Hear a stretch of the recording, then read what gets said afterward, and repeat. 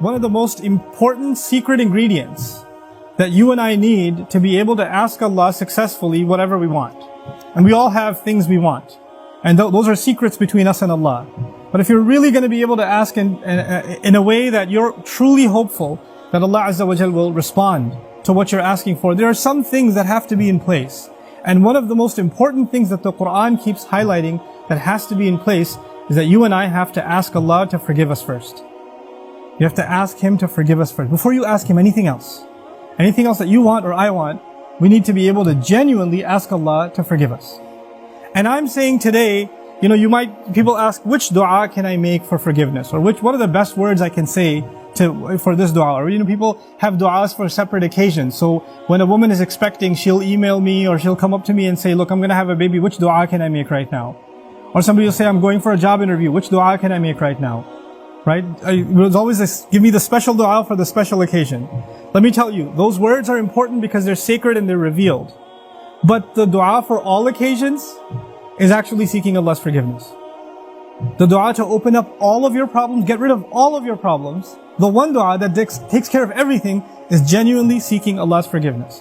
Nuh alayhi salam invites his people, for over 9 centuries. He's doing constant da'wah to them. And at the end of that career, he looks back and he summarizes the message that he was trying to give them. Of course, he didn't have one speech with them. He didn't talk to them once or twice. Laylan wa nahara, da'awtu qawmi laylan wa nahara. Night and day. He didn't even take nights off. He's constantly inviting them. And in a surah dedicated to his name, Surah Nuh, the surah of Nuh alayhi salam, he himself summarizes the entire message he was giving his people this whole time. What is it that I want from you? إِنِّي كُلَّمَا دَعَوْتُهُمْ لِتَغْفِرَ لَهُمْ. Every time I was inviting them, I was only inviting them, calling them to this faith, so you could forgive them, Ya Rab. So you could forgive them. And then literally he says, here's how I invited them. This is what I exactly said to them over and over and over again. قُلْت, I said, استغفروا ربكم. Seek forgiveness of your master. إِنَّهُ كَانَ غَفَّارًا. Certainly Allah is someone who keeps on forgiving and keeps on forgiving and keeps on forgiving. And He does it repeatedly. But what He says after that is so remarkable. He said, you people, and I need you to understand who He's talking to.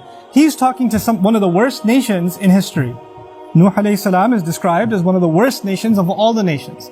Places like Surah Al-Qamar, where Allah describes different nations, or even Surah Al-Dhariyat, Allah describes different nations of the past that rebelled against Allah, that rebelled against the prophets and were destroyed. When He gets to Nuh alayhi salam's nation, what does He say? وَقَوْمَ نُوحٍ مِّن قَبْلِ إِنَّهُمْ كَانُوا هُمْ أَظْلَمَ وَأَطْغَى. The nation of Nuh from much before, they certainly were more wrongdoing and more rebellious than everyone else. Like He has the worst condemnation of the people of Nuh. It makes sense. They had a messenger not for one generation like every other prophet. They had a prophet 3 generations, 4 generations every century. Every 2 decades there's a new generation of kids that have grown up. And he's seen that century after century after century after century. He's seen 40, 50 generations of people. And they've all rejected Him. And He's making the same invitation to all of them. So the reason I brought this up is for a purpose. He's talking to very, very bad people. He's talking to the worst of the worst.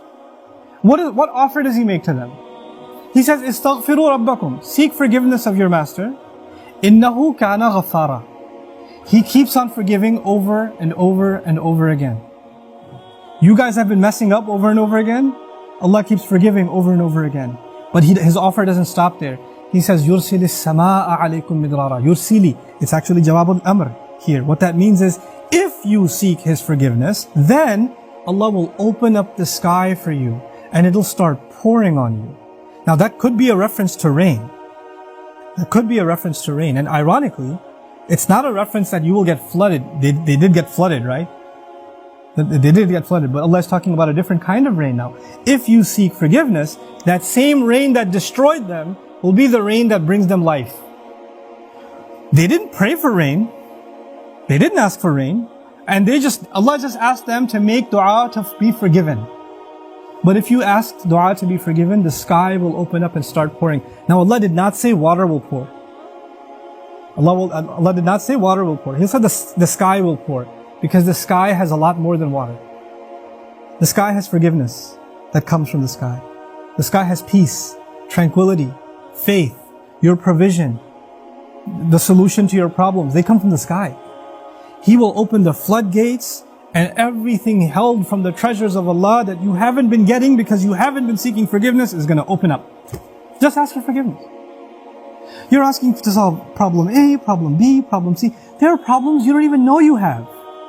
Allah knows that you have them. If you and I just became genuine people of seeking forgiveness, then those problems would start getting solved by divine intervention. يُرْسِلِ السَّمَاءَ عَلَيْكُمْ مِدْرَارًا. And that's not even enough. You're asking forgiveness for who? Yourself. اسْتَغْفِرُوا رَبَّكُمْ is seek forgiveness for yourself. He says, وَيُمْدِدْكُمْ بِأَمْوَالٍ وَبَنِينَ, and He will extend you by giving you money and giving you children. He will further your good legacy with money and kids. It's not even money that will lead you away from Allah, because it's in the context of you seeking forgiveness. He'll give you good money that will lead to you doing more good and benefit you in this worldly sense and in the akhirah sense. And He'll give you good children that will give you goodness while they're alive. They will respect you, show you love, obey you, make you proud. They will give you happiness when they're alive. And even when you're gone, they'll continue to do good deeds that become a continuous investment for you after you're in your grave. Allah will give you all of these things. By the way, this is the same two words, money and children. Later on, وَإِنَّهُمْ عَصَوْنِي وَاتَّبَعُوا مَنْ لَمْ يَزِدْهُ مَالُهُ وَوَلَدُهُ إِلَّا خَسَارًا.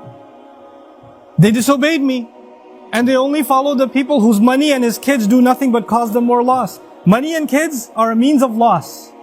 But when money and kids come from Allah, after you seek forgiveness, they become gain. See, it's the same money and kids. It's the same money and kids. The only difference is, now they have the blessing of Allah's forgiveness on top of them. It's like they were contaminated until Allah purified them with His forgiveness. Istaghfiru rabbakum. And look, seek Allah's forgiveness. What doesn't open up?